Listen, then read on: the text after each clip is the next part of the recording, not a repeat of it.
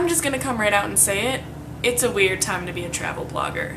With everything that's going on in the world right now, some of us are starting to travel again, some of us can't, some of us don't know what to do. I myself live in the US, so I can't really travel right now. I definitely can't travel abroad. There are certain circumstances where we can, but we definitely should not be right now. So local travel is really all we're doing at the moment. I wanted to make this video for travel bloggers who are kind of struggling right now with not being able to travel or only being able to travel locally and not really knowing what to post on their blog right now. I know I've been having this issue. I've done a lot of soul searching. I've done a lot of digging to figure out what I should actually be posting on my blog and on YouTube. So this is what I've found to be the best possible way to travel locally, be responsible, and still be able to get quality content up on your blog. So the first idea I had was to create content about your own hometown, about the place that you grew up in or the place that you currently live.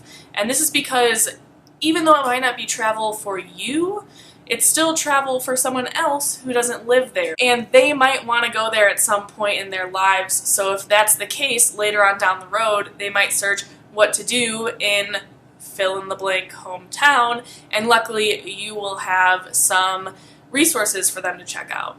I definitely took this for granted when I was living in Chicago for 8 years and didn't write a single post about Chicago, and that is a huge tourist destination, so that was something I definitely missed out on there, which I regret, and I can still write some posts about it, but it just doesn't feel super authentic to me anymore.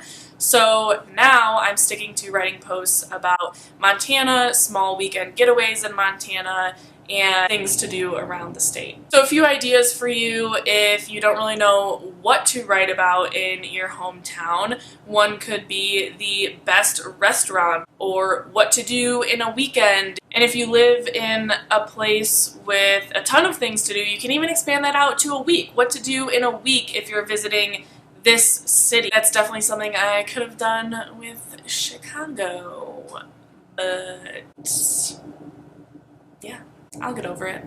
So the second idea I had, and I really like this one, I've been doing a lot of this lately, is to collaborate with other bloggers. So this is awesome because you might not have enough content for an entire post about a certain subject, but chances are someone else would be able to fill in the gaps for you. And here is an example. I reached out to a travel blogger who was trying to create a blog post about the top day trips that you can take from Rome in Italy. And I had really only taken one day trip, which was to Vatican City. So we went and we toured the Vatican, the Sistine Chapel, St. Peter's Basilica, and a couple of the other museums in the area, and it does take an entire day, and technically it is its own city-state or country, so I would consider it a day trip.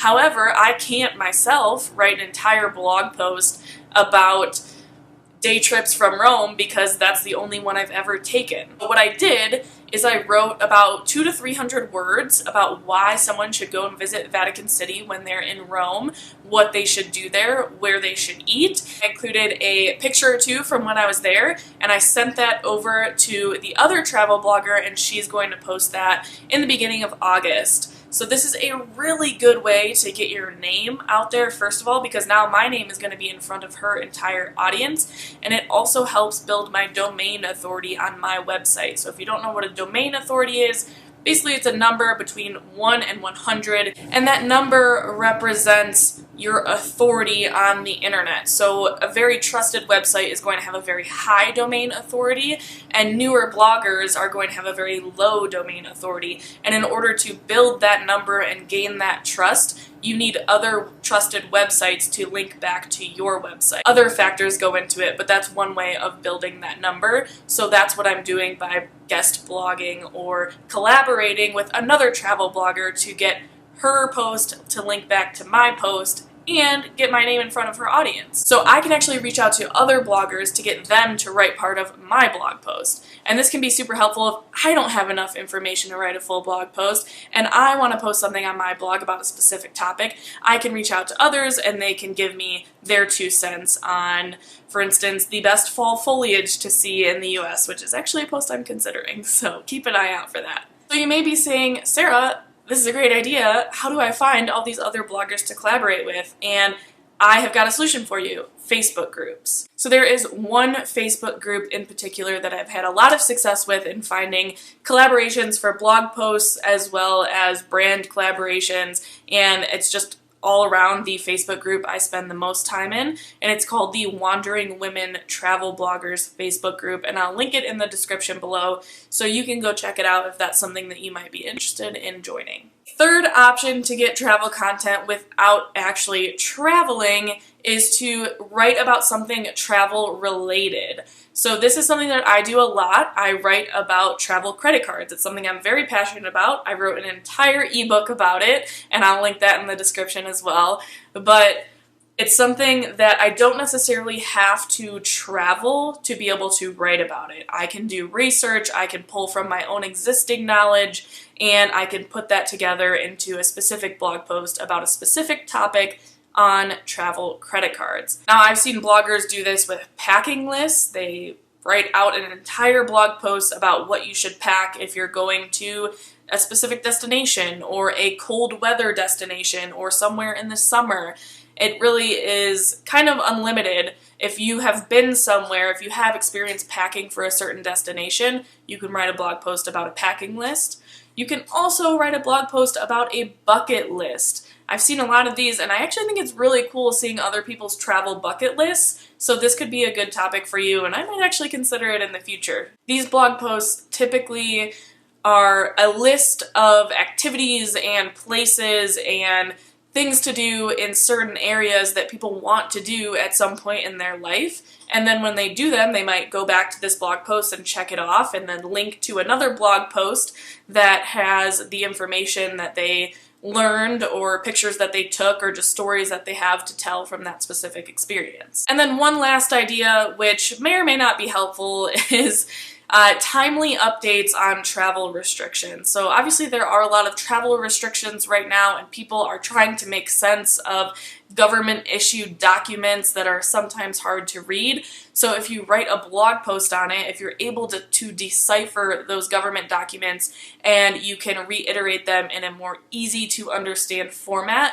that could be an awesome idea for a blog post. The only issue with this is that it is timely. It's not necessarily evergreen, so if someone comes across your blog post a year from now, they might not find that information useful, but your current readers definitely will. And one more idea about trying to find travel content without traveling is to think back to the trips that you've already taken. If you have taken big trips in your life and you've written blog posts about them, I'm sure there's another blog post that you can get out of it. I mean, I'm thinking back to when I went to Italy and I wrote a travel diaries post. That was when I first started seriously blogging, and I was really only writing down my experiences. I wasn't necessarily writing down any helpful information for future travelers to that destination.